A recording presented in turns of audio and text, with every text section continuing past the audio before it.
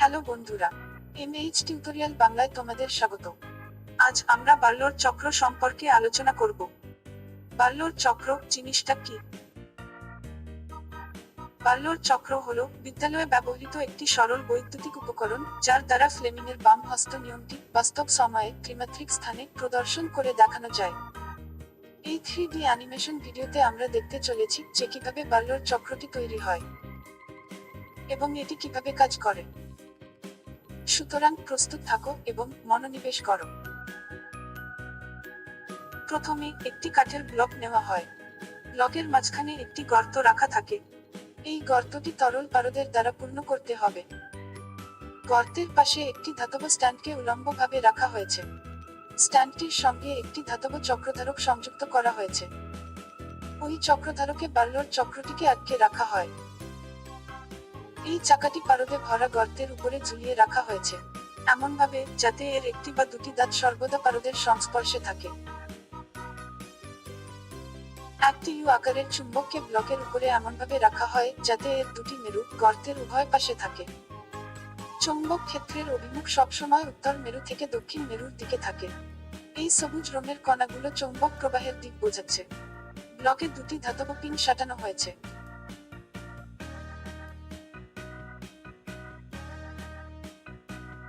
একটি 6 ভোল্টের ব্যাটারি নেওয়া হয়েছে।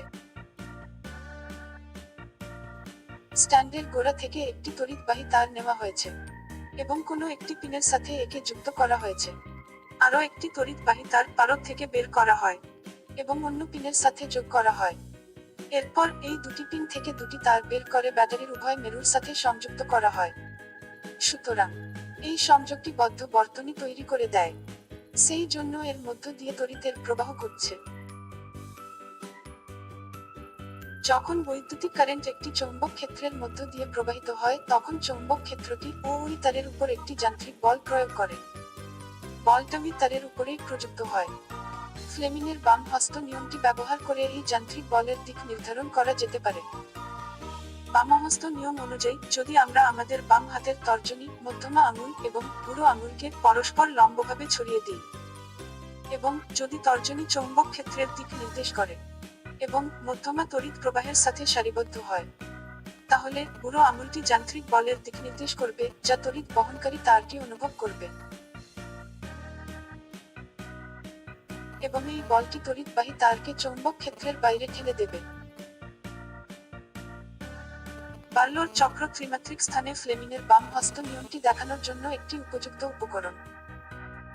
বার্লোর চক্রে ফিরে আসি। যন্ত্রটি দেখে তুমি হয়তো বুঝতে পারছো যে এখানে কোনো তারই চলনযোগ্য নয়, কিন্তু চক্রটি ঘূর্ণনক্ষম। একটা বাম হাত পাশে রেখে পরিস্থিতিটা তুলনা করো। চৌম্বক ক্ষেত্রটি তর্জনী আঙুলের দিকে আছে। নীল রঙের তীরগুলি দেখো, এগুলো চৌম্বক ক্ষেত্রকে নির্দেশ করে। তড়িৎ প্রবাহ মধ্যমা আঙুল বরাবর বইছে, অর্থাৎ উপরের দিকে। দুটি লাল তীর তড়িৎ প্রবাহের দিক দেখায়।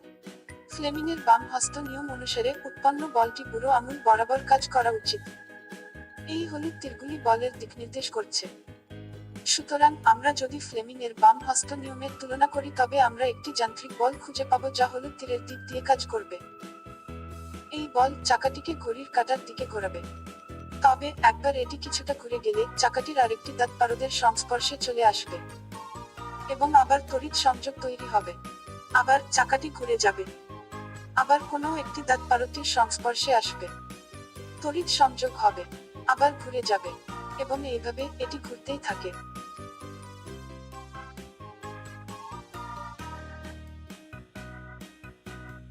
যদি আমরা চুম্বকের মেরুর অবস্থানগুলি বিনিময় করি, তবে কি দেখতে পাবো?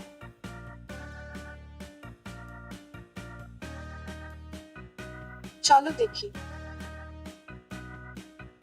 চুম্বকটিকে একবার তুলে নিয়ে ঘুরিয়ে দিলে মেরুগুলো বদল করা যেতে পারে।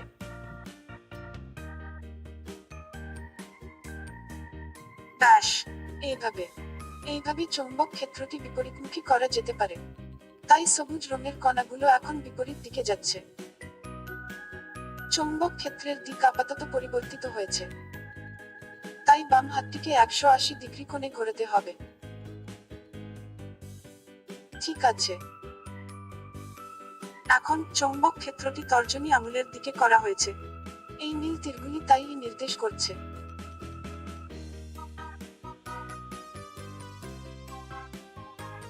মধ্যমা আঙুলের দিকে বৈদ্যুতিক কারেন্ট রয়েছে।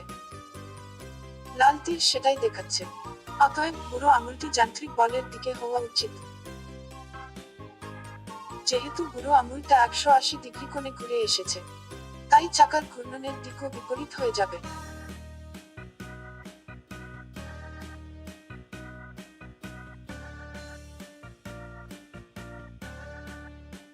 তাই চাকাটি এখন ঘড়ির কাঁটার বিপরীত দিকে ঘুরছে।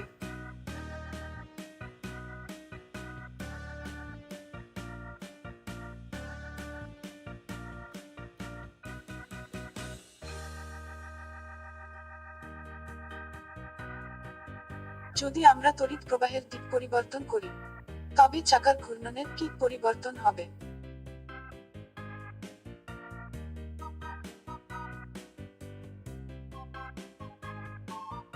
ব্যাটারির মেরুগুলো অদল বদল করা হলো।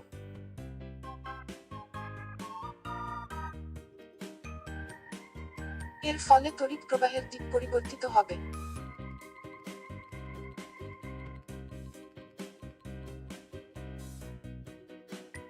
এই পরিবর্তিত প্রবাহকে দেখানোর জন্য বাম হাতকে পুনরায় নতুন করে রাখতে হবে।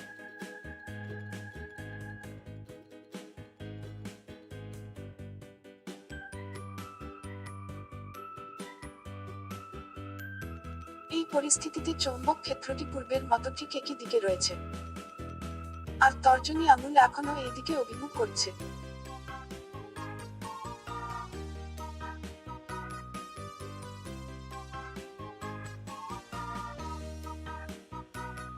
তড়িৎ প্রবাহ ঠিক মধ্যমা আঙুলের দিকে প্রবাহিত হচ্ছে, যা এখন নিম্নমুখী।